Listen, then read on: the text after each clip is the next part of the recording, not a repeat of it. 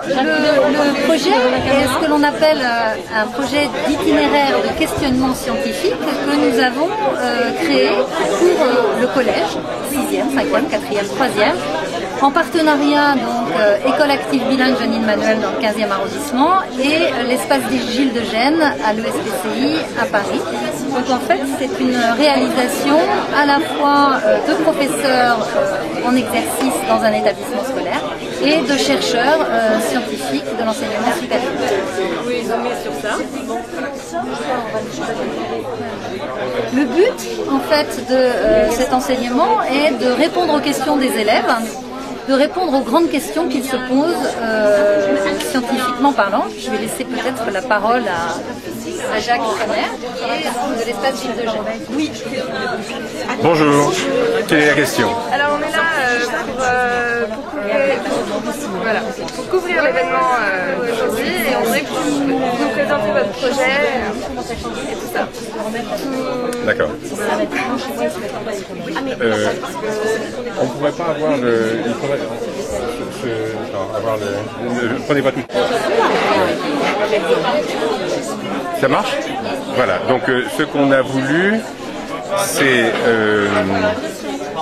procéder de façon différente de ce qu'on fait d'habitude, où les élèves ont différentes matières, différentes disciplines qui se développent au cours des années, indépendamment les unes des autres.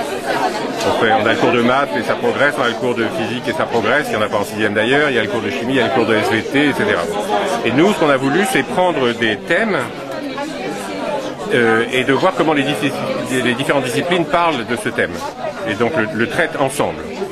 Et du coup, ça permet de répondre à des questions plus vastes, plus philosophiques même. Et en 6e, quand on est petit, on peut se poser des questions importantes sur d'où on vient, qu'est-ce que l'univers, etc.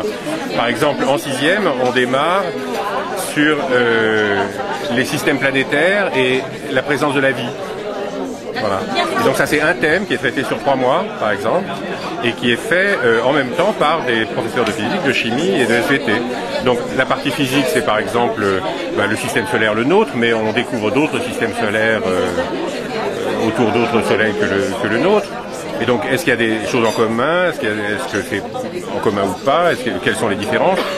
Le système planétaire, le nôtre, eh bien, il y a différentes planètes, elles ont des atmosphères différentes. Sur la nôtre, il y a la vie, et qu'est-ce qui est particulier sur notre planète pour qu'il y ait la vie? Donc le fait qu'il y ait de l'eau, qu'il y ait de l'atmosphère, etc. Donc ça c'est la partie SVT. Donc il y a une partie astronomie qui est plutôt de la physique, ou sciences de la Terre et de l'univers. Et puis la vie sur Terre, ça c'est plutôt de la biologie ou de la chimie. Pour voir, on essaie d'explorer pourquoi par exemple la vie a démarré dans l'eau et pas à l'extérieur. Pourquoi elle a démarré dans l'eau et pourquoi ensuite elle s'est développée dans l'atmosphère.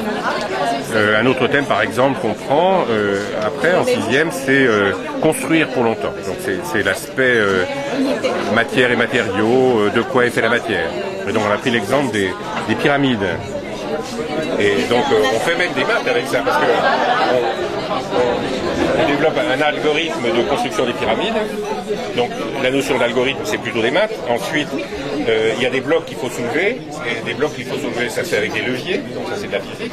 Et puis des leviers, il y en a aussi dans le corps humain. Donc on regarde comment sont faits les leviers dans le corps humain. Donc à travers ce thème-là, des pyramides, eh bien on fait des maths, de la physique et puis de la biologie. On regarde comment fonctionnent les leviers dans le corps humain. Voilà. Puis voilà, on a développé ça sur la 6e, la 5e, la 4e, et voilà, pour toutes les années de collège. Voilà.